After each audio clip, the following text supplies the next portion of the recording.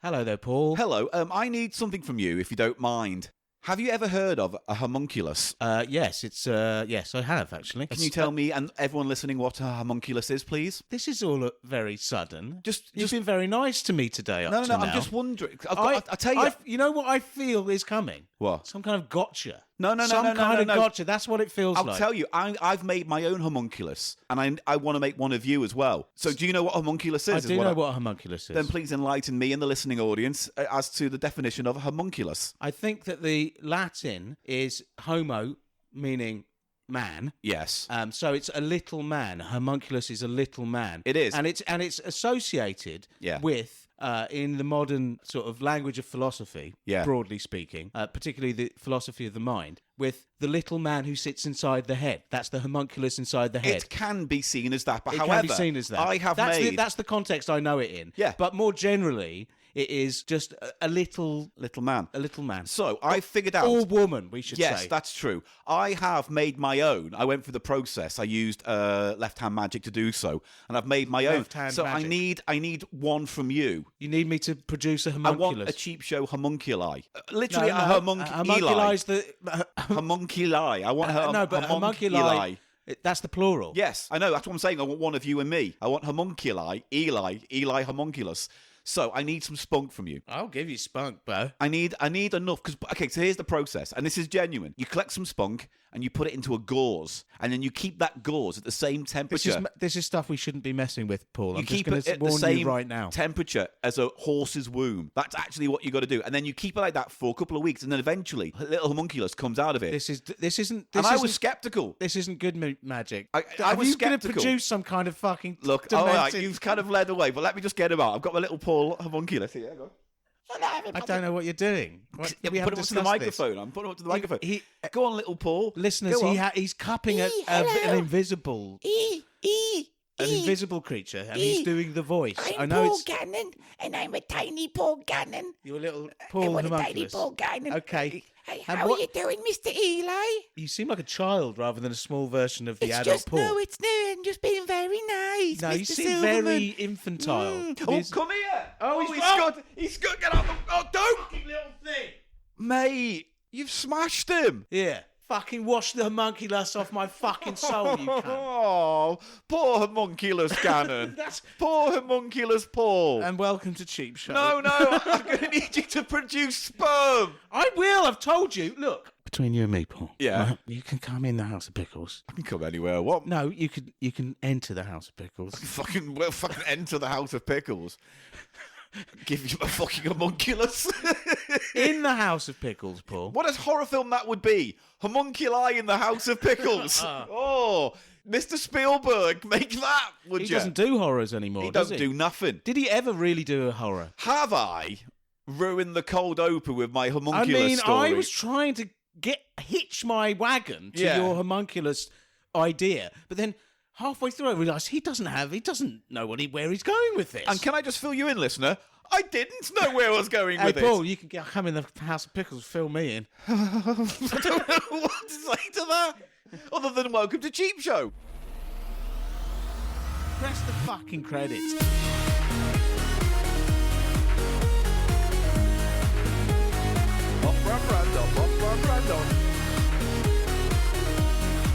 Paul Gannon, Eli Silverman. Welcome to CheapShow. Sources and words and phrases. Two things I'm responsible for. Chodney Borough. I hate you. Your fucking usual posse. CheapShow tonight.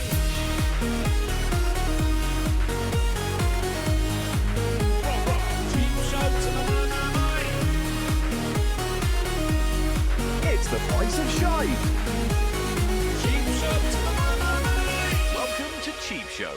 Yes, it's CheapShow, that podcast about the economy comedy things we do to look for the treasure in the trash. Oh, we look everywhere. Oh, pound shops, boot sales, charity shops, all over the world. And we bring it to you as a content type podcast with humorous asides and whimsies. Hello, I'm Paul Gannon and this is... Eli Silverman, hello. And I will open here, Paul, if I may. Will ya? Will you? What are you going to open? By just saying to any listeners who are part of the occult yes, anyone community, who practices magic. Paul was not mocking you. Oh, I wasn't. Or your practices with his garbled version of the, is it homunculi spell? I'm thinking of making homunculi to sell at the live show in October. You can come along like a little Funko Pop, but a little real me or you. And they'll do anything you want. They'll do dishes. They'll clean your flat. You know, they're really good. No, don't do the sucking cock sign. Well, what else would you make a homunculi for? Well, there's loads of other reasons. Stick it up your bum, Richard Gere style. So, what, you want people who listen to our podcast to stick your head up their fucking arse? My little homuncule head. Snappy. It looks like a snappy snap. It will look like a critter. Fucking little critter. And as it suffocates, very much like the hamster. Poor hamster. It goes... Poor Richard Gere, though, really, because, you know... I think Richard Gere's been financially compensated for, you know... All I'm saying is, even though the world knows... He's okay. knows... I don't think you should worry about him. The world knows he didn't do that, but still the lie continues on unabated. I know. But it's, again, this sort of double standard, because the... But also, fuck him. The animal rights people should be onto him. PETA. Yeah. Do you see the fucking advert they did today? You wouldn't eat a T-Rex, don't eat a chicken. Yes, that's a great piece of logic, that. It's just... You wouldn't eat a thing that doesn't exist anymore, so why would you eat a thing that does? The point they're trying to make is you have this sort of reverence and respect for these extinct creatures. And then there's the scientific reality that birds are descended from dinosaurs. Yes. Yeah, very weak. But if someone came up to you and went, oh, Eli, here's a T-Rex chop, you'd eat it, wouldn't you? You'd have a go. Well, they are on the brink, a lot of people think, of actually being able to do a Jurassic Park and they bring shouldn't. back these... Well, they're going to... Yeah. What? They should could you grow... think could do it, couldn't and should do it? They should grow T-Rex steaks. You don't have to, you know, because they can do lab-grown meat. So just give me T-Rex so we could taste exotic meats from the extinct past. You see, ooh, tuck me in. What there should have been, right, was Richard Hammond went, oh, look, I've cloned the T-Rex. And he opened the door, and it's Mark Bolan doing some of his hits from the past. And it's like, not Jurassic Park, but like 70s Rock Park, where you can see, like, Queen. Other dinosaurs, such as the Stones. Yeah, you know what I mean? You know, you think, you could do it, couldn't have, should done it. This is definitely a joke that hasn't been made on Mock the Week at some point. I don't know. I don't watch that fucking bollocks. I bet you humorous content exists conflating the term rock dinosaur with real dinosaur in a Jurassic Park context. So if it was Mock the Week, it'd be like, here's some films you wouldn't expect to see. Exactly, and then some young stand-up goes, just imagine I'm Sam Neill, and then I'm in a car, and then a giant Mark Bolan crawls over a wall and flips it over. He's a dinosaur. You shouldn't have done it, couldn't have, shouldn't have, wouldn't have done it. Now, Paul. Yes, welcome to the show, everyone. The only for me, and it is a real problem with eating meat, eating chicken or anything, pork, is that they are sentient beings, in my view. And I wouldn't like to be slaughtered and then eaten. No. And there's nothing I can say to that as a meat eater. There's nothing I can say. That is a moral, for me, that is a moral failing in myself that I have to just live with, okay? Them saying, oh, you like this one species, so if this is another, you know, it's just like, no, I accept eating any living creature has a moral problem as a thinking human. I have to accept if I think they're conscious like me. That is the only thing you can say. It's like I saw another advert where it was like, you wouldn't eat a scarecrow, so why would you eat a chicken? And I was like, well, that's a straw man argument, isn't it? Hello,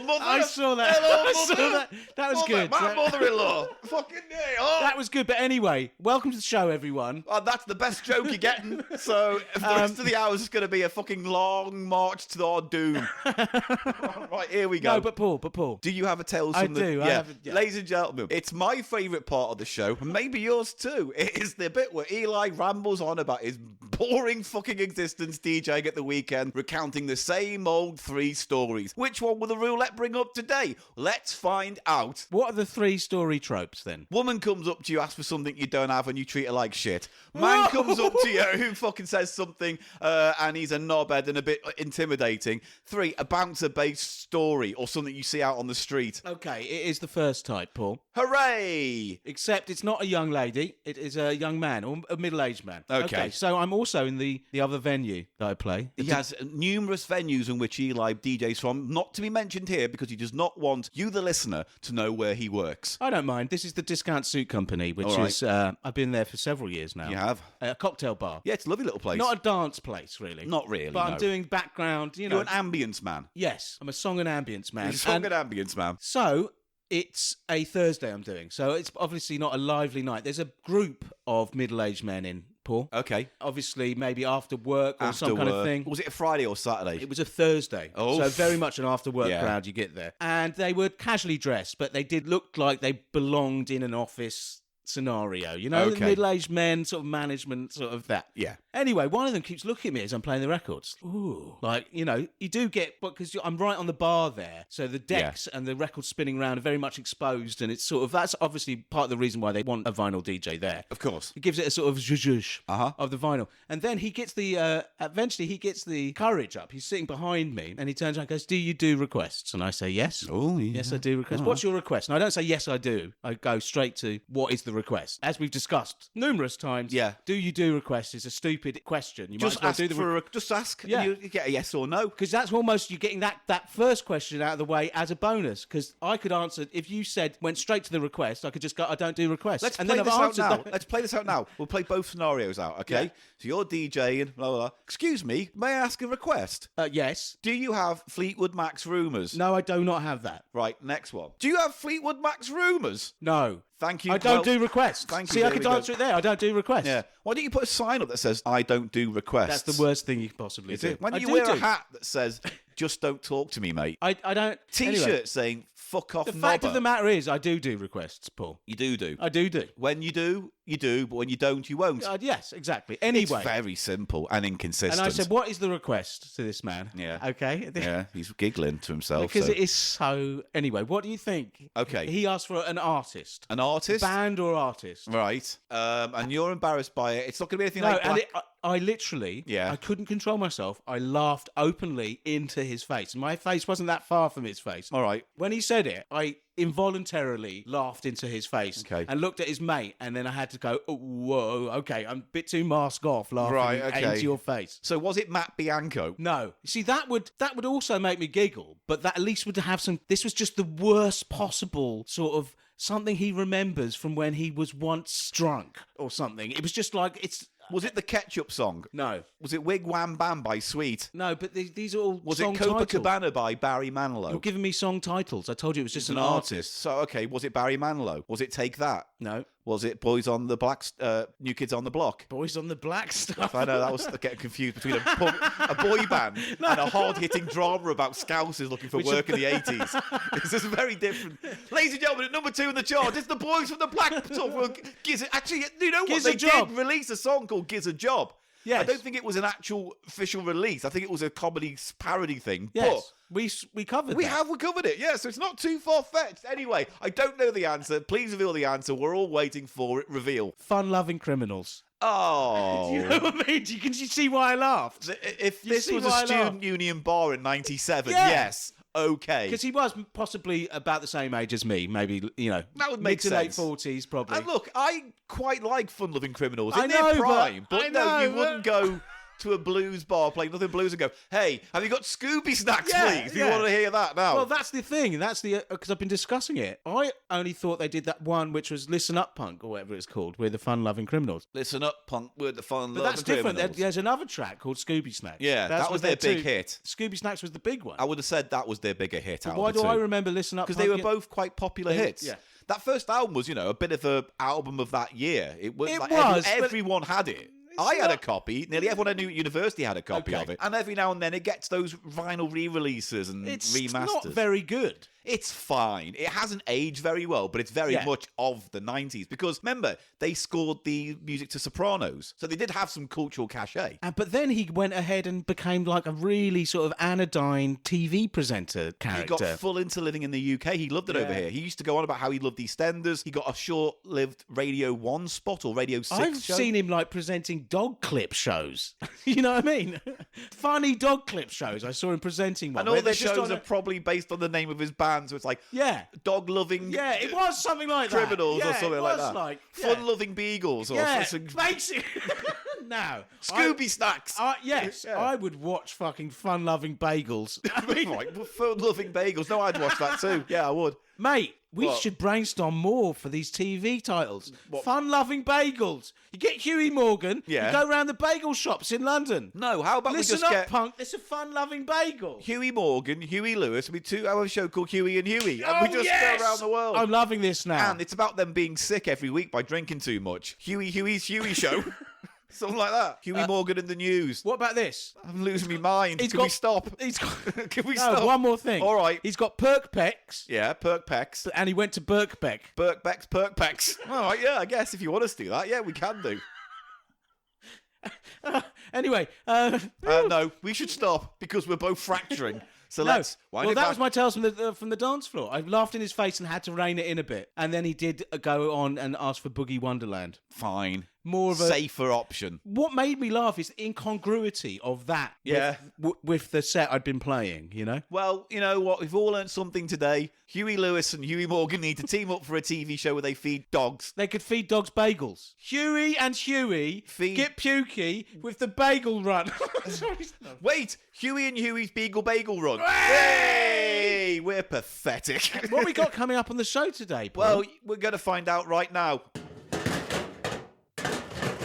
Well, it's a bit of a foodie episode. This week on the podcast, we've got something sweet, something sour, and something salty to enjoy. We're going to start off with... What do you actually want to start off with? The drinks? Since we got the ice cubes just about ready? Yeah, because they're going to get too melty. All right, so we got these 2 cans sent to us. I believe they're from a them. They are the Barbie Girl Drink Raspberry... What's Feijoa? Fiora? What's that drink? I've never seen that before. Maybe that's just raspberry in a different language. Oh, yes. See what I mean? Well, fine. Yeah. So we've got a tin... Because it is in a different language because they've got a sticker on the back. Same here. Yeah, translated.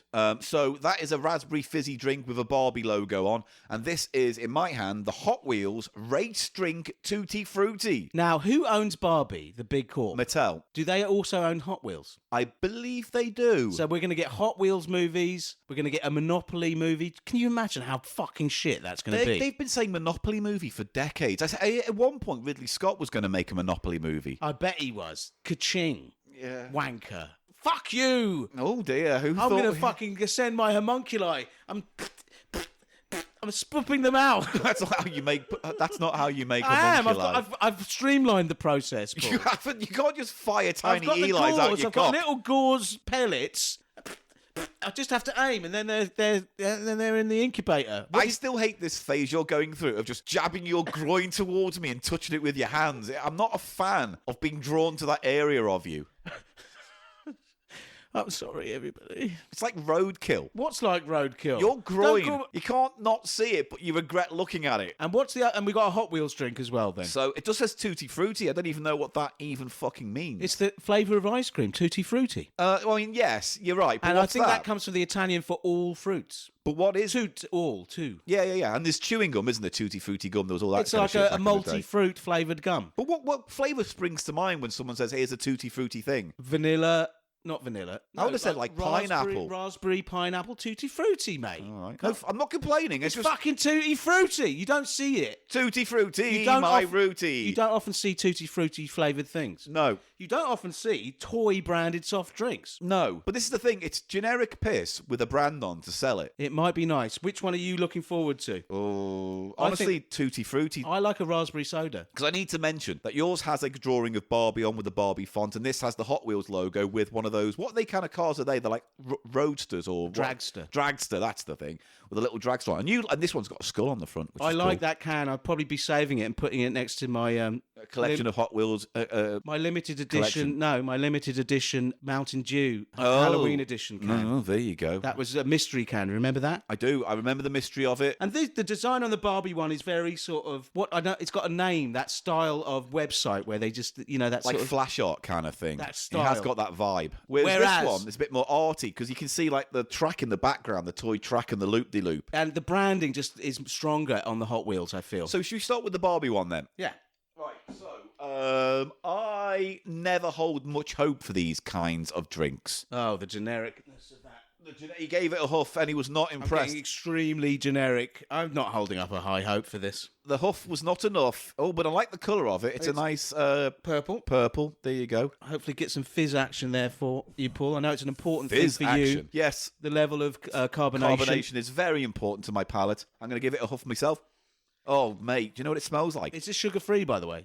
Probably not. I don't know. Does it say anywhere on it? It usually has a big sign saying, aren't we fucking great for being sugar-free? I reckon No, this has got sugar, so it might be all right. So, the smell to me is Chupa Chups strawberry lollipop. Oh, that's raspberry. Yeah. Well, but it still smells like a strawberry. It's that really artificial raspberry. Yeah. You have it, isn't it? Yeah. Go. It's that artificial raspberry. Has an almost floral finish. Chalky.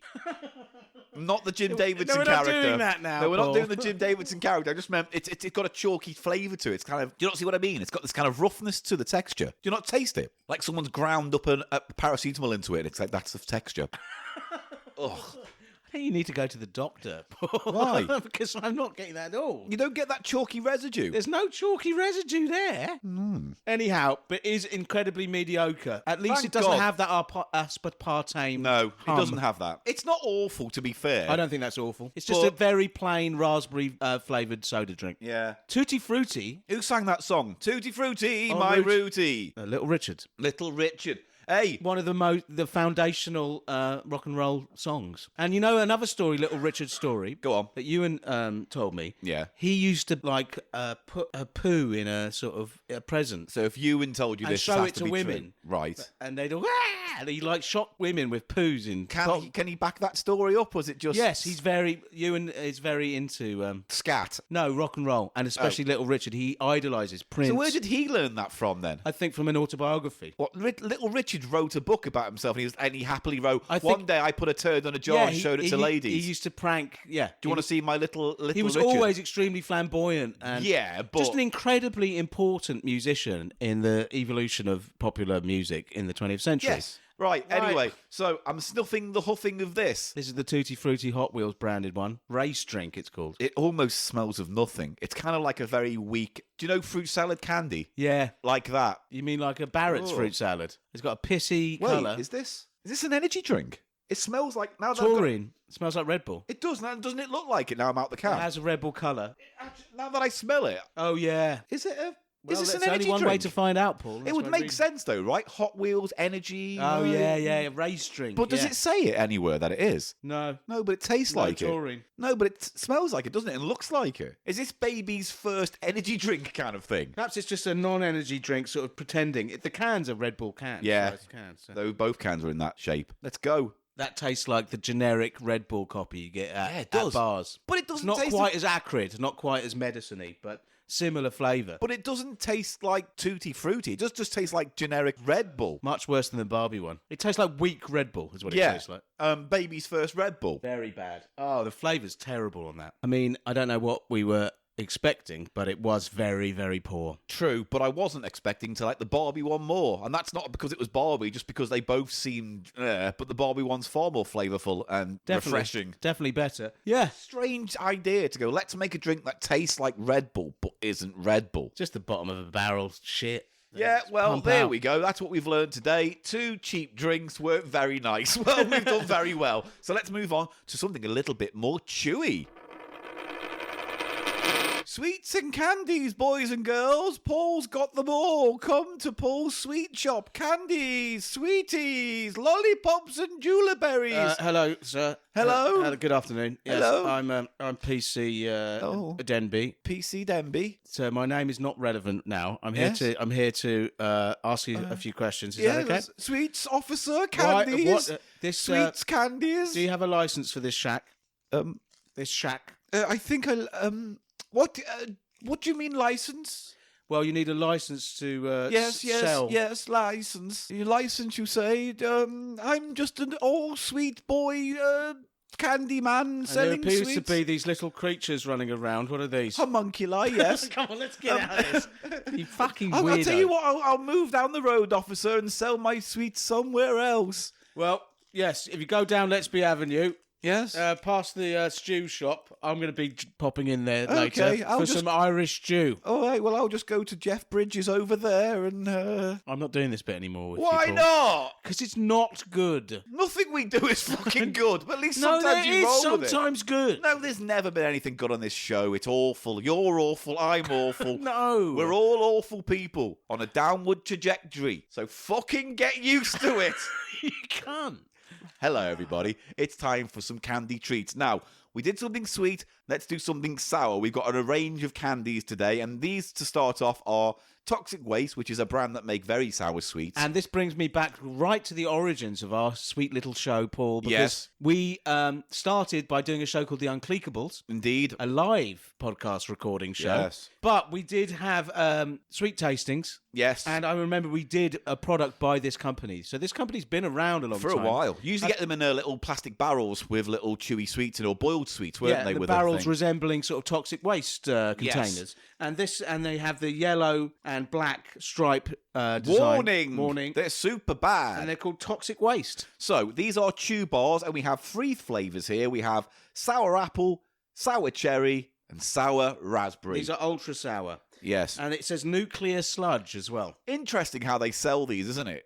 By kind of leaning on... Danger. Yeah, but they're leaning on, like, images of, like, Chernobyl and 3 Mile Island almost. It's a weird, incongruous kind of thing. But also, I've seen documentaries about nuclear waste and, radiation sickness. It doesn't mention that it's super sour. No, nor does it go, it's yummy tasty or anything like that. So, we're trying the apple one first, because for some reason I bought 2 of the apple. So the smell is actually quite chemically and nasty. Oh yeah, there's that artificial apple with a sort of... I can just about smell the apple, but there's way too many chemicals in that for me. But we're chewing it. That's all right. It's not very sour, though. From a brand that says, oh, sour. Maybe it had to rein it in. Maybe. It was fine. There wasn't much of an apple texture to that. I'm just going to open this next one now. This is the blue raspberry. It's a chew. There's not going to have an apple texture. Do you mean flavour? Yeah, I did. Yeah, flavour. Yeah, flavour and apple. It wasn't much of an apple flavour, really, there. No. A hint, a suggestion, an innuendo of apple. I didn't hate that. No, I didn't. I could easily polish that off.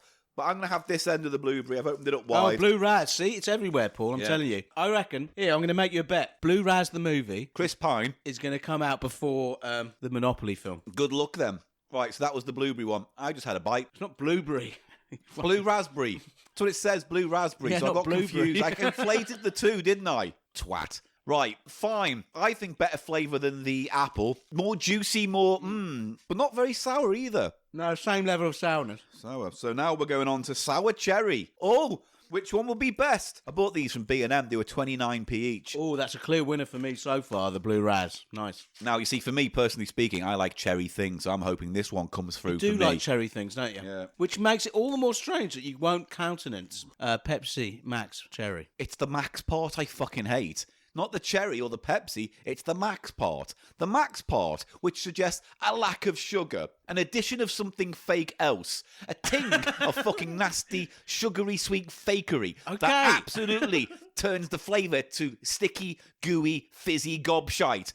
I think the representation of cherry is undermined by the Max part of the Cherry Max, cherry, Pepsi, Cherry Max. With you, Paul. Got you there. And it remains the drink of cunts. All right? All right. Good. I was in a pub over the weekend, and fucking they cherry Pepsi Max and bread. you Never know get what? me talking about either. They had a special in this pub, Paul. Oh, it does smell cherry, this one. They had a special every Friday. Do you know what it was called on the blackboard? Pepsi Cherry Max Day. No, this is I'm not talking about that anymore. Okay. It was called Opinionated Conjecture. It was a sort of special they did where they did a chip dinner, Yeah. a fish dinner, Fishy and they dinner. gave you Prosecco as well, a glass of Prosecco. And it was called Fish and Fizz. Fucking hell. I knew you'd like that. That sounds like if you've got a problem with your fanny. So does. Oh, I'm sorry, we take the test, Oh, Mrs. darling. Goggins, and you've got Fish and Fizz. Right, Yeah. I have had this, and you it like might be it? my favourite. It's the most sour It's as got well. that nice. Is it the most sour? I think so, Now, really. sour cherry obviously is a combination. Paul, you bit your tongue. How bad? Is it going to bleed? No. Is it bleeding? Can you feel it bleeding? No. Are we okay to continue with the recording? Is it okay to continue with the recording? Yeah. Did you get too infused by the taste of the cherry thing? Yeah, I'm sorry. It's not nice. I'm sorry too. It's not nice. This is going to be hard to do a podcast. Is it? I bit my tongue. Oh, it's done that. Oh, that is the most sour. And the most flavourful for me. I like that. That's working for me. That's working for me. That's a easily nice the chew. best. Yeah, well, they're all right for what they are for 29p each. B&M, fucking good stuff. Well done. Clap, clap. Stamp your feet. Banging on a big bass drum. What a picture. Me fucking tongue. Right, we're going to take a little break and come back for our next sweet yet sour treat.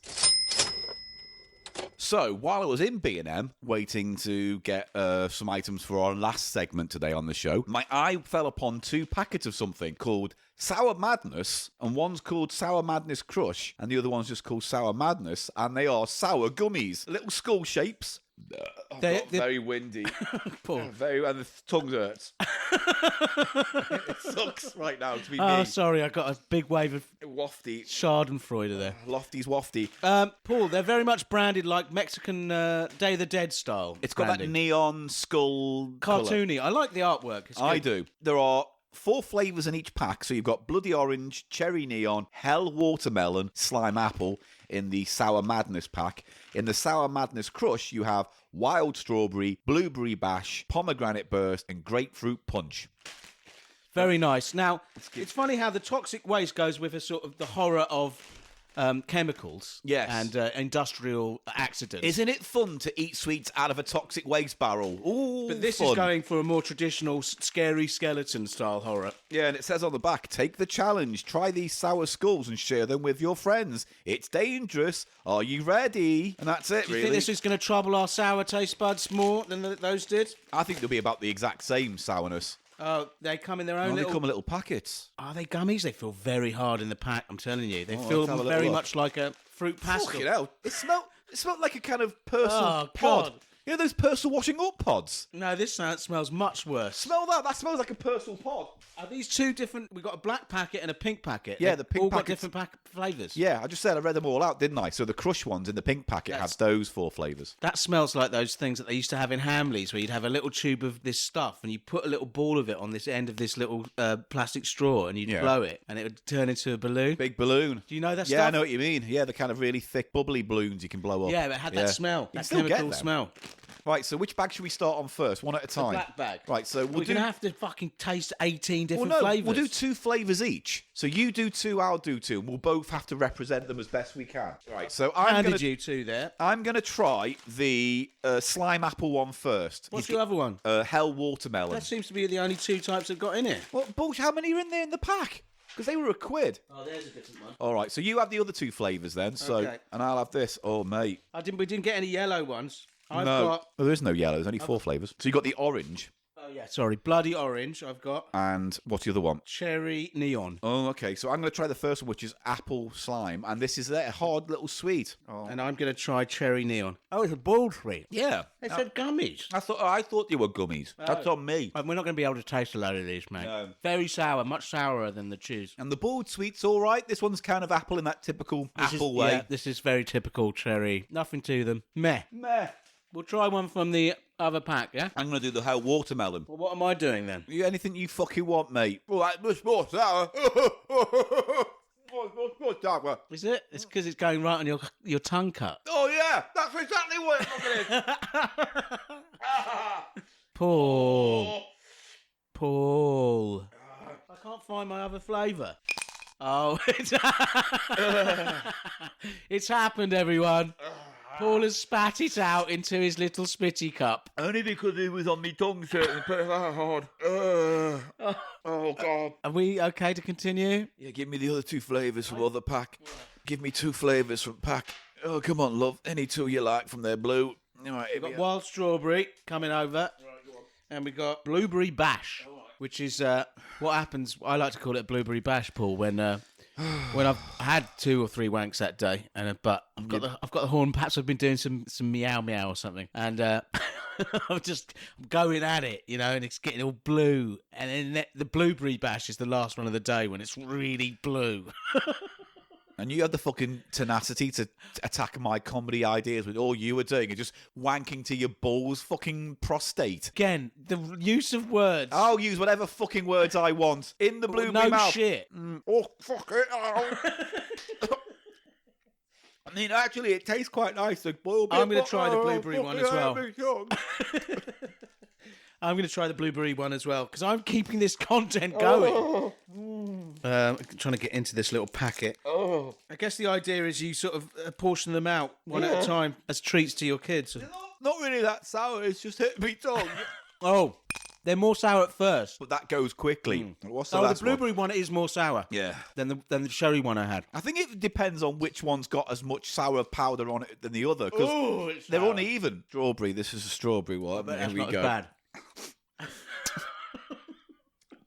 It just feels like someone's sticking a pin in me tongue now. Oh, poor Paul. They're all quite sour. Poor Richard Gere and poor Paul. He's spitting it out, everyone. I'm only spitting it out because it hurts. It hurts so bad. I just had this image of this really grim sort of fly on the wall style film where you're a prostitute and you keep spitting the cum out and then you... and then you said, I'm only spitting it out because it hurts because you've been hit in the face or something. Well, aren't you fucking drawing a beautiful image? Oh, God, I'm terrible. Right, you are fucking terrible. Thank you for admitting that. Oh, me tongue hurts. I will say this. I do like these. These are nice. I think the boiled sweets part, which is often the bit that lets these things down, is still flavourful. Nice. Doesn't feel cheap. The sourness You depends know on... what I like about it? Sorry. Go on. The way it's sour at first, but then goes sweet. It's like a relief. Yeah, it washes away almost. I think the sourness will depend on how much that particular boiled sweet has been coated, because some of them are barely coated and some of them are very coated. Oh, God. There's an uneven coating of the sour mix. Yeah. Oh. So at least that's out the way now. Are there any ones we haven't tried? There are. I don't know. Which one did you have? Oh, pomegranate. Oh, you haven't do pomegranate. I want to do pomegranate. There you go. All right. Grapefruit. I'll try the grapefruit. What? We've got It's to up do. to you. I'll up to you. I don't What mind. do you want? Grapefruit or pomegranate? I wouldn't mind. I don't like grapefruit all that much. Okay, so. pomegranate. You like pomegranate? I do like pomegranate. There's a drink you like, the Rubicon pomegranate fizzy one. You like that, don't you? It is one of my favourite all-timers. Ooh. Oh, fucking hell. Ooh. Oh, God. That's really nice, actually, the grapefruit one. Really good grapefruit flavour. How's the pomegranate flavour? It's nice. It's not very pomegranate-y, but it's there almost. Grapefruit's really there. Oh, I like those. If you're into sours and you're not some kind of weird masochist who wants them stupid, you know, like those things Biffo had. What were those green? You know, they were just fucking crazy. And that stuff we had for 300 that everyone had at the end of this round. But this is actually sour, but then it turns into quite a pleasant boiled sweet. Boiled sweet. So, you know what? For £1 each a bag. Good.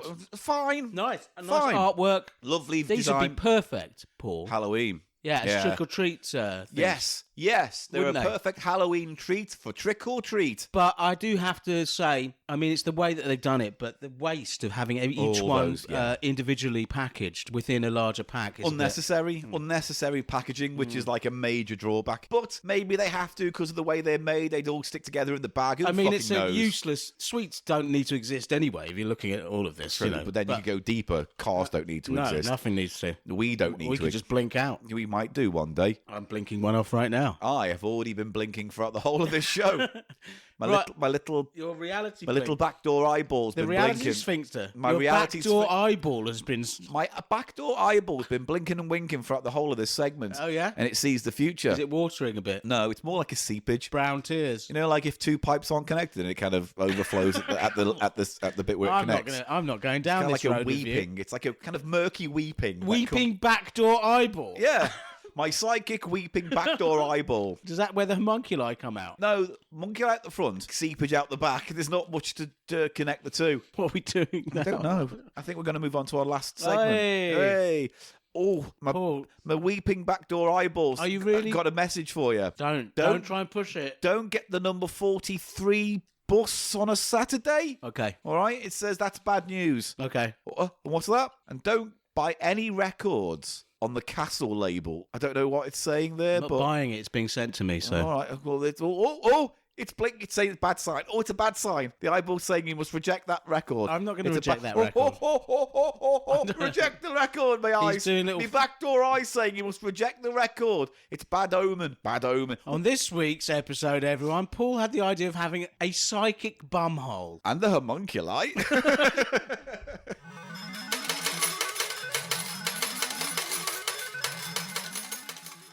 Eli, we're going to do something that's a little bit like brand off brand, but it's not. I'm going to call this a rank me off segment of the show. No, I want you to rank me off. The segment's called Off-Brand Brand Off. No, it's not, though, because it is and it isn't. Because in off-brand brand off, we take recognisable brands of food and compare them and contrast them with off-brand, cheaper alternatives to see what we like, if we can recognise the difference, etc. Right? That I usually blindfold myself, do a blindfold test. Yes, our resident super taster. I'm the resident super taster, everybody. Eli Silverman, hello. Hello. And I'm here today. He hasn't told me exactly what I'll be doing, but he has said to me... He said, be very prepared, get those taste buds. And we do a training thing, Super Tasters, with our taste buds, Paul. Do you? Yeah. What's that then? We go in a room in the dark, and then there's a lemon in the room, okay? And you're looking around. You got to sniff the lemon out. You've got to sniff the lemon out. And then what happens when you find it? You give yourself a doggy biscuit. And what's a doggy biscuit? It's a biscuit designed for dogs to eat, Paul. So the lemon doesn't play a part in the training? Well, yes. I know most of the smell, taste comes from the nose, all that stuff. Yes, I get it. We all get it. We all know. Sometimes I use an orange or a kiwi fruit. Yeah, but what if I put, I don't know. Sometimes the reward is, it's just that I like a doggy bone biscuit. What if I put like a chocolate bar in there? Could you smell a chocolate bar out? I can smell a chocolate bar now. Can you? Yeah, there's a Mars in that corner. Or there was. Yeah? In the last 6 months, there's been a Mars in that corner. Has there? Yeah, I can see it's almost like a visual thing. I can almost see them. As a super taster, Paul, my nose, I call it the nose vision I have. It's so good, my sense of smell and my taste, that I can actually, it almost represents itself visually, the ghosts of former chocolates. And I can see someone has been sitting on that sofa there. I'm going to let this play out. I'm just going to let this play out because I'm not invested. Crunching Maltesers. Yeah. But I can almost, in my smell vision, hang on. Oh, my eye's blinking. Hang on. It's saying, don't eat that Mars bar. It's bad news for Eli if he eats that Mars bar. Oh! No one likes your psychic bumhole. Well, unfortunately, one person who matters does, and that person is me, so we'll be doing it for as long as I can stomach it. You can't. That's what's coming out your bum. All right, my eyes, Eli, it's saying to you, don't stop the bumhole material. It's saying it'd be bad news for you. If I kiboshed its own material. You cannot kibosh my brown eye. I will not let you kibosh my brown eye. I've had just about enough of this, me Paul. blinking eyes saying, don't mess with forces you don't understand. Right, anyway, so... This is all to say, we are doing a spin on off-brand brand off. I have a mix of branded and unbranded ready salted crisps. Ready salted crisps. And you're going to taste a crisp from each bag and rank them. That one's nice, flavour profiles. Because I remember seeing online a little while ago, someone saying, all fucking ready salted crisps are the same anyway, who gives a fuck, right? Yes. And I was like, well, that's patently not true. I don't believe that to be true either, Paul, and I'm hoping to prove it here. Yes. By being able to distinguish these crisps. No. I think I'm able to distinguish. Well, just in the range of how these are prepared and produced en masse, it's going to be different from company to company. I mean, I'm going to go through all the flavours in the bag so you know. It's not going to be like a completely blind thing. But one of them is Smith's Crisps, and this How It All Began book has the history of the Smith's Crisps. Would you like to hear the history? Smith's is the original crisp brand. Let's hear about that now. As we're about to find out. So, in the early 1900s, Frank Smith was the manager of Carter's, a wholesale grocery company in the city of London. In 1910, Mr. Carter, the company's proprietor, brought from abroad a recipe for a French speciality table dish, the thinly sliced potatoes cooked in oil. So it came from a French dish. Isn't it like that? What's that meal where you have thinly sliced potatoes? Dauphinoise. Yeah, it must come from something like that, right? Maybe a dauphinoise went wrong and it fell in the fat. One of these things. Who knows? Bleu! I have invented the crisp! Funny, because you get chips as well come from France. Pommes frites. Pommes frites. They're big... Sacre bleu, pommes frites. They're big potato dish innovators, the French, aren't they? French fries. Well, there we go. The idea of making and selling these appealed to Mr. Frank Smith. The two men, after experimenting with hand-cutting equipment... Sorry, what other man? Mr. Carter... Oh, his boss. And Frank Smith were involved in the company together. So they tried hand-cutting equipment to get the potato slices of uniform thickness and decided to market the product as a potato crisp in 2D bags. What does 2D, what would that be? Two is it pence? What's D mean? Oh, shillings or whatever. Shillings, yeah, okay. Yeah, that's old money, isn't it? Okay. But they must be very cheap. Yes. Distribution was by horse-drawn vehicles and was very local. The idea did not show any signs of growth, as neither the trade nor the public really knew what a potato crisp was. Funny. So you used to go around in London in a horse and cart saying, like, what's this crap? potato crisps! I don't know they why they weren't wouldn't be French. French. No. No, they'd be potato crisps! I think they were for London, Paul. Potato crisps! No, that's still getting north. Oh, potato crisps. There you go. Potato crisps. No, you're weird. Oh, my eye. Right. So you can't just say my eye. My eye when says every don't time stop me. I get fucking critical. My eye is very protective. Mr. Carter was not wildly enthusiastic, but Frank Smith saw the great possibility in the product. In 1920, he branched out. In 1920, he browned out on his own. Your eye is affecting you. Yeah, with a £10,000, which must have been fucking tons of money back in the day. Hundreds of thousands, Yeah, probably. Capital subscribed by himself and 2 friends. There, he formed Smith's Potato Crisps Limited. A staff of 12 began to work in a converted store behind the Crown Hotel in Cricklewood. Ah, that's good detail. Yeah, this time the Do business... you know the Crown? I know where it is, yeah. No, I've it's never very distinctive, massive Is it still pub there? and hotel. Yeah, it's very distinctive. We've been past it. Oh. It's that big one up on Cricklewood High Road. Oh, yeah, You know the okay, one I mean? yeah. That, Big Victorian sort of pub the hotel home thing. of crisps. Could Behind almost there. Oh, we should go up there, Maybe that's mate. why it's called Cricklewood, because crisps go crickle crackle. Crickle when you crackle. Cracklewood. Crispy wood. I've got crispy wood, mate. I tell you, fuck me. Right, anyway. It's like an old dead tree, my fucking dick. Crispy wood. Anyway, Oh, yeah. this time the business did grow rapidly, and even sales in London overtook production. By 1921, other factories were open to cope with the demand. In 1922 came the addition of the now famous salt packet, the salt wrapped in a blue paper twist. This quickly became Smith's trademark. So one of the crisps today, spoilers, is Smith's Salt and Shake, although now it's owned by Walker's, that brand. Indeed. But you And get- Walkers are owned by PepsiCo. Yeah, it's a Frito-Lay, isn't it? And that's Frito-Lay. So they still come with a little blue sachet of salt, which I've already shaken and shook You've already into the bag. shaken it out and shuffled it into the bag. Yeah. Good. Weirdly enough, maybe Salt and Shake is one of the oldest brands of crisp in the world. Then, right? No, in it terms must. of It is. brand. This is the story, but I think this is an appropriate time to bring this up, Paul. Yes. I'm aware of this story, and in fact, I'm going to try and fill you in a bit. Oh, my brown eye, my psychic eye. Everyone in a bit after you finish the end of this story. Because All right. I watched a program about the crisp wars of the 80s and 90s in Britain, but that told a potted version of what you're talking about now. Smith's inventing crisps, essentially. Yeah, But because it what goes I on to want say. to know what about the Americans. Hang on, let's That's just what get I through- want to know. Fuck them for now, because frankly, this is a British show, and we should be concentrated on British concerns. Up until 1939, production was almost entirely on a manual basis. A gas-fired furnace heated a large tank of ground nut oil. Yeah. A cook cut potato slices, cooked them in oil, draining them ready for packing. But in the 50s, with automation came greater expansion. In 1961, Smith's Potato Crisps Limited took over other competitors, producing not only crisps, but nuts and biscuits, KP. which is where that came from. Right.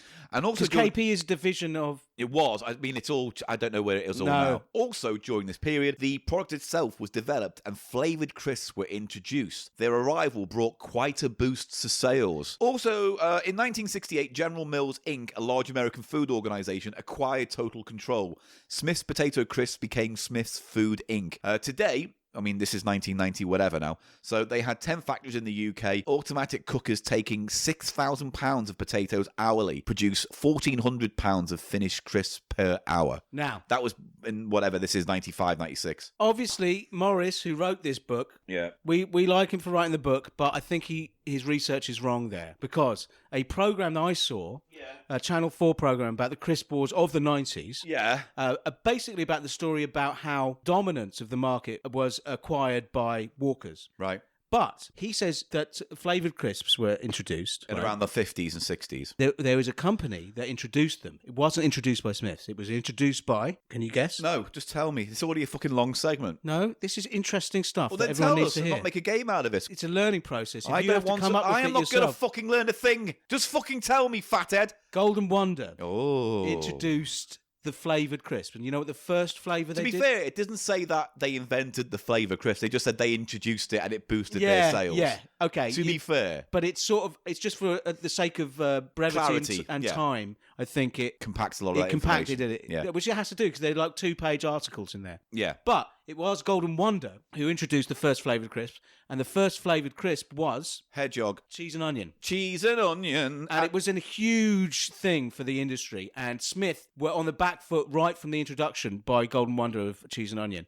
They had to, and you know what their response was? What? Quavers. Fine. Quavers early on. A fine rebuttal, my friend. Yeah. A fine rebuttal. Anyhow, and Smith's also had another sub type of crisp, which was for a different type of market, called Tudor crisps. Do you remember them at all? No. It was Golden Wonder who, throughout up until the 90s, were the big players, the big boys of the crisp world. But they had a huge fire in one of their factories, Golden Wonder did, in like 1990. Huge fire, and it took out 50% of their production overnight. And they never recovered. One of recovered. their old chip cookers blew blew up. Yeah, and they never recovered. And the thing is, Walker's, because Golden Wonder had been like dominant for so many years, their equipment was all sort of janky and old. Yeah. And I remember noticing that Golden Wonder crisps often had like green ones in and like bit manky bits. I like that, though. Yeah, but do you know what I mean? The quality. But then when Walker's came in, you could see they were much more uniform, and they had this sort of, so Walker's won the war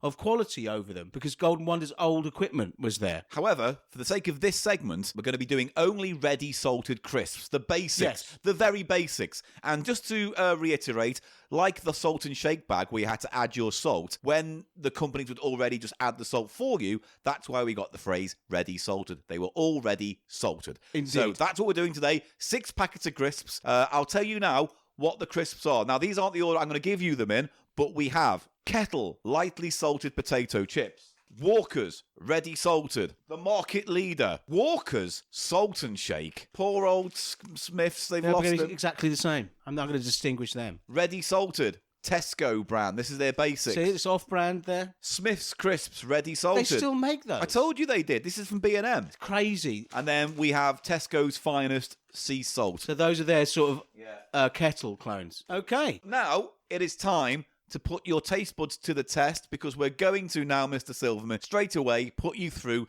the Rank It Off challenge. 6 crisps, 6 ready salted packets. How will you rank them? How will you enjoy them? What will come out on top? What will be bottom of the barrel? We're going to find off in Paul Gannon's Find off. Rank Me Off. Yeah, find off. We're going to find off. We're not going to find off. What's my brown? Oh, my eye. You're such a cunt. Saying the more you fight me, mate, the more bad luck's just coming your way. use the right word. I mean, all this stuff that's fucking information-rich stuff that I say gets cut, and you just don't even say the right word, my and that all stays in. Yeah, it's gold, that's why. Fuck you. Right now, Daddy Gannon's just got a lot of ready salted crisps he wants to stick in your mouth. So Daddy Gannon wants to get it. You let Daddy Daddy Gannon get what he wants. I also want to say, just before I put the blindfold on, I'm going to have a go trying to guess which crisp is which as well. That's a Brucey bonus, but it's not on your head to do so. There's the ranking is the thing. Yeah, it's just the ranking. I want you to rank me off after this. Fuck's sake. I know, but whatever. Whatever. So desperate. Desperate man. You're desperate. Every time we fucking do this show, you're desperate to stop doing it. Yeah. Well, that's a bit of an admission, isn't it? Yes. You don't enjoy doing this podcast. Not anymore, no. Not anymore. Lost the love of this a long time ago. Oh, Exactly. I'm going to go out on my own thing. Anyway, we're going to join us after this break. Okay, so we have 6 crisps, and we're going to give them one at a time. Now, I will say this. You can have 1 crisp. I'm going to try and find you an equal-sized crisp as much as possible. Well, but we'll see. What I will say is, if you have a crisp and you haven't made up your mind, I will give you a second crisp from that bag, all right? Yes. But once you move on from the bag, you cannot go back. Okay. Okay? So I'm going to give him now crisp number 1 from my selection. well, I can't put this anywhere. I just have to eat it and just put it down because I'm ranking them, aren't I? Yeah. So the first one just comes. It's just. Well, that'll be just your my thing. baseline, It's my basically, won't baseline, it? yeah. Okay, I'm just going to find you a nice big one. Now they can obviously vary do. in terms of crunch, Yeah.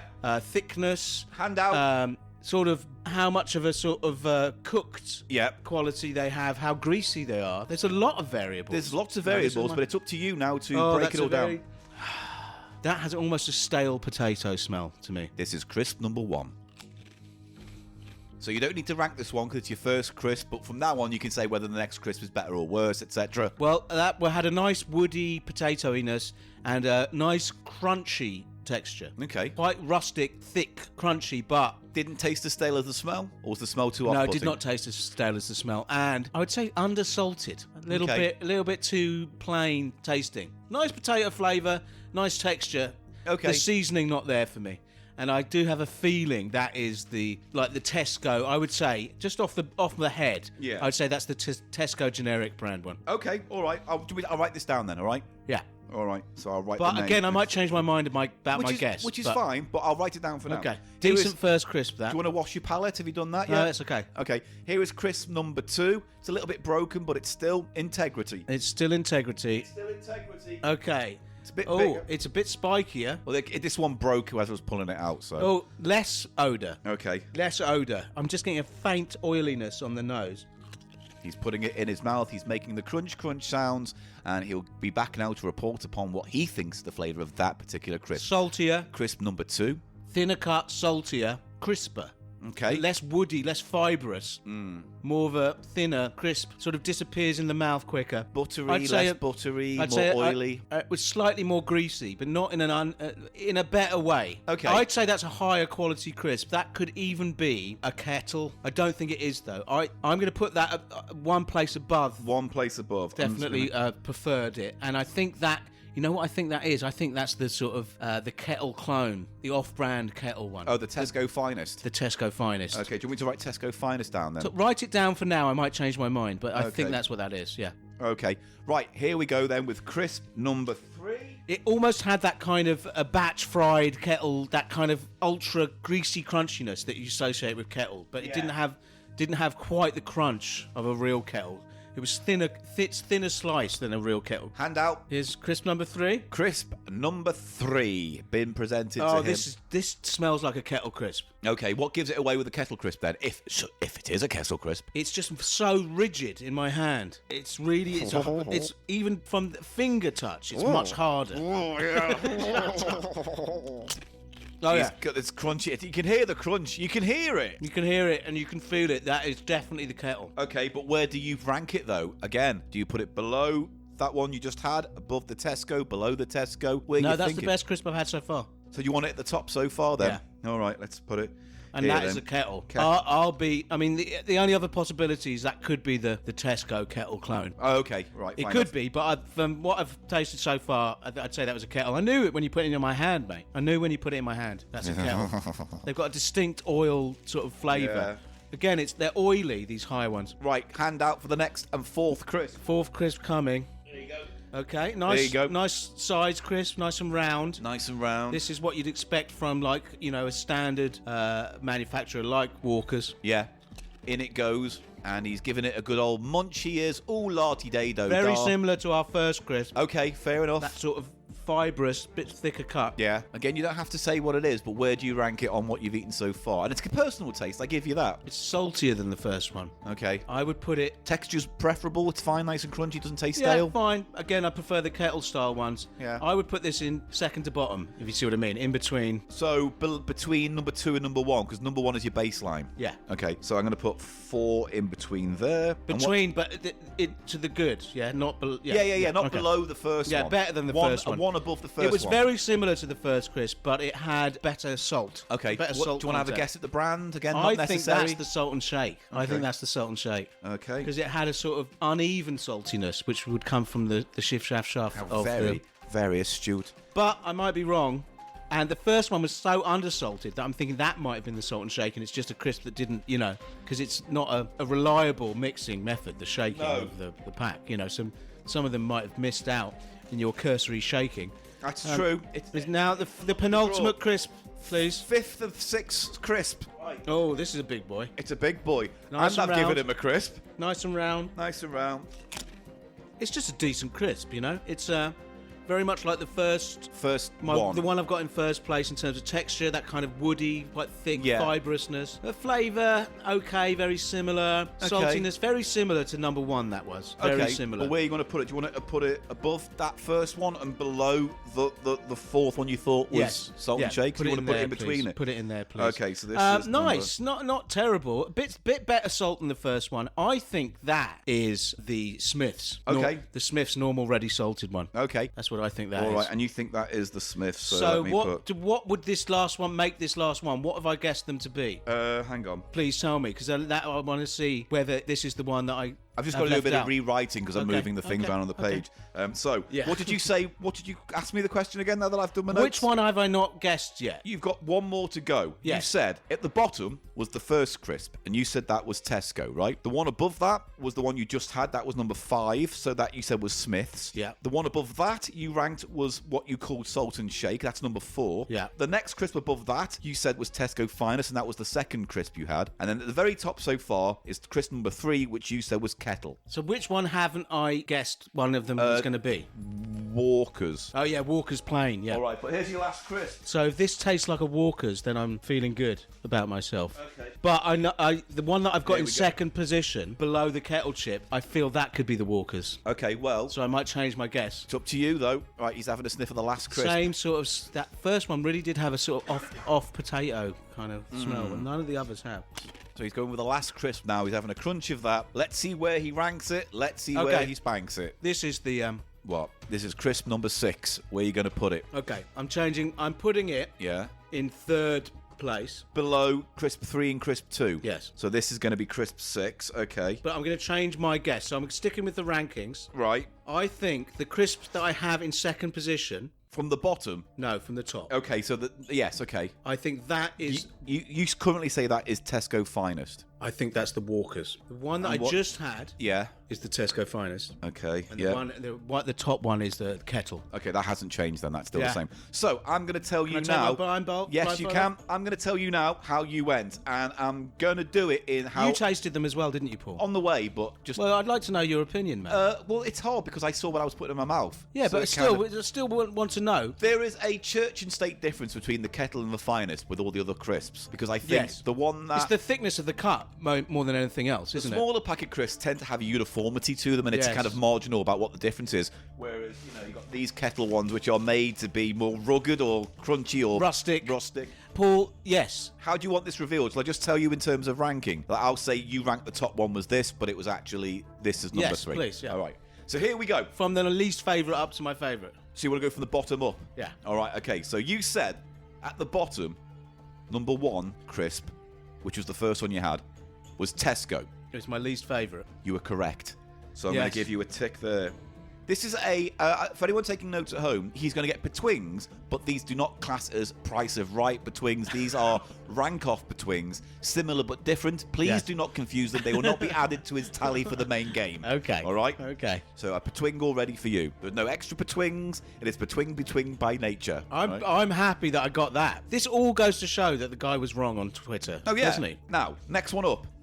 Next one up over that was crisp number 5, which you said was the Smith crisp. Yes, but to be fair to me, I haven't tasted Smith's crisps in years. No. It felt a bit old school. It felt a bit like a Golden Wonder crisp. Yeah. So It has that vibe. yeah. Yeah. You know?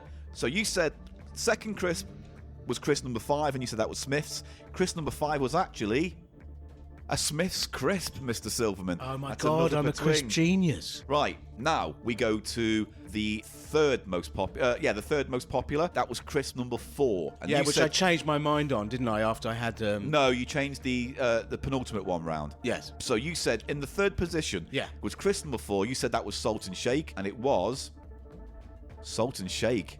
You're doing very well, Mr. I Silverman. could tell because of the 3 betwings. granularness of the Yeah. the salt crystals. Right. Now, in fourth position, Oh my God, I've done so well at this. Even I may have you confused said those was two. crisp number 6. We've got the kettles to go, don't we? Yeah. So you said crisp number 6 was in the fourth position. We're going up towards my Yeah. favourites. Yeah. So you said that was Tesco Finest, number 6. The answer It was... may have been the kettle. It was the kettle. Yeah, see, I wanted to but change my much of a mind. muchness. It's the taste of the oil. It's more kettle. which means my favourite was the Tesco's Finest, I'm sure. Yes, let's see. So you said the second best was crisp number 2, which you said was Walker's, and you would be right. It has a quality to it. It's definitely distinctive from those other ones. And that's why it won the war in the 90s. And then at number 1, crisp number 3, you said that was Kettle, but it was in fact Tesco's Finest. I got them confused, the Kettle types, yeah. There's a more distinct, I don't know if you agree with me, Paul, but the Kettle has a more distinct flavoured oil. It has more of the peanut oil flavour. They're very similar. They're very similar. What would you prefer, though, out of interest? I prefer the Tesco's Finest. Well, there we go. Tesco's Finest. And it was a little bit cheaper than the Kettle. I think the Kettle was $1.30. The Tesco's Finest was like $1.19 or something. So, yeah. They're better. It's the oil taste is better. And also, apart from Walker's, which has its own kind of slightly buttery vibe going on. It's softer, isn't it? And it's thinner and sort of, it just has a distinctness, the Walkers. Yeah, and all these are much of a muchness, really, the bottom 3. They are, but I was able to distinguish them. No, very well done. I was actually genuinely surprised you were hitting it as far as you did, and it was only the Kettle conundrum that tripped you up, really, wasn't it? So after that, you get 4 well-earned betwings from that rank-off. Rank-off betwings, everybody. You've ranked me off, I'm satisfied, and now it's time for Paul to go sleepy time. So, are you? Yeah, I always have a sleep after a wank, don't I? Which is why I should never do it when I'm on the bus. Why'd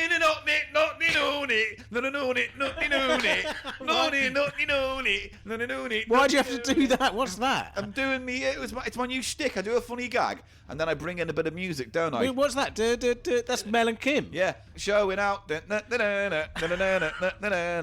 Only takes a minute, girl. That's a different song he's on now, but everyone. I'm on a vibe now because I'm feeling. He's funny. feeling a vibe. I'm feeling like my joke moniker of Resident Super Taster is actually got something behind it, mate. Mate, it's that magic we're using. I'm good at it. You're actualizing it. I am actually good at tasting crisps, aren't I? You're actualizing it. You're thinking about it. You're saying it. It's becoming it. You're making it happen with left-hand magic, mate. We can do this. Get into dark shit. Oh, it's blinking. I've got a premonition coming through my back door eye. It's saying, Eli, your future's in crisps. Your future's in crisps. But it says no discos. No disco crisps. Discos are great crisps. I nearly got discos, but I think they were obviously way too different in texture. They are. And I didn't get Seabrooks for the same reason, because they're ridged. So you'd know. Yes, that was the next innovation after flavours. Yeah. Was the quaver, which was when they first did the mashed, pelleted, and Puffed. you could have a homunculi factory. All you need is me going. And you have these little pellets of... but what did you say? It has to be on gauze? You have to put it into a gauze, and then you have to keep it at the temperature of a horse's womb for a couple of weeks. You could actually have horses' wombs. A battery of horses' wombs, a battery farm of horses. God. No, to be fair, you only have to keep it at the temperature of a womb. You don't need the horses itself. But I think, just to make the magic work, we should get a load of horses in and fill them with spunk. It could be a new horror franchise. Make tiny Eli's and tiny Pauls. Homunculi Factory. Yeah. And Homunculi Factory 2, Return to the Horse's Womb. Yeah, and Homunculi Factory 3, Electric Boogaloo. Something like that, I don't know. You are just the worst. Your mind is empty. It's not empty. It's empty. There's winking. Oh, my God. Winking. Do you know what's not going to catch on, I think, Paul? My brown thinking. My brown mystic eye is going to catch on. My mystic brown eye. What does it think about its prospects on the show? Yeah, hang on, it's coming through. Oh. It's coming through. Oh, he's saying big success.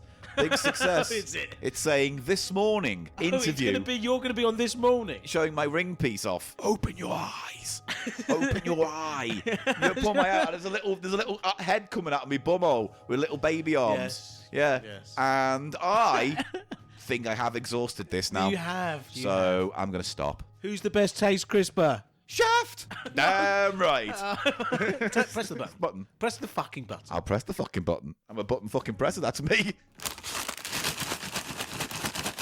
Eli, I've booked the date for the Trash Can Film Festival. Oh, yeah, you forgot to say at the top. I didn't forget to say. I've neglected to say. Have they said about the samples? What's happening with that? You're going to get 2 samples up front, and then the rest. Well, when are they coming? I don't know. Before. I don't know. They haven't said anything. My nose has got all Listen, stabs. Can you focus on the information we need to impart, and then we can riff? So, So, the Trash Can Film Festival will take place on YouTube live on the evening of 8th of June, 2024. Come and join us on YouTube for the Trash Can Film Festival. A whole host of popular names in the Cheap Show history. We've got some short films. We're going to do awards. There's going to be an actors round table. There's going to be a lot of like the cinema talk. And the headlining film will be my piece about the Well, no, the process. if yours is in competition, then it can't be the headlining piece. Otherwise, you have to take it out of competition. But I've won awards for my work. That's true, but you have an option. It can either be in competition and be up for best director, actor, script, and all that stuff. I don't see why I have to or go you can through take this it process. out. I mean, well, because I've established last week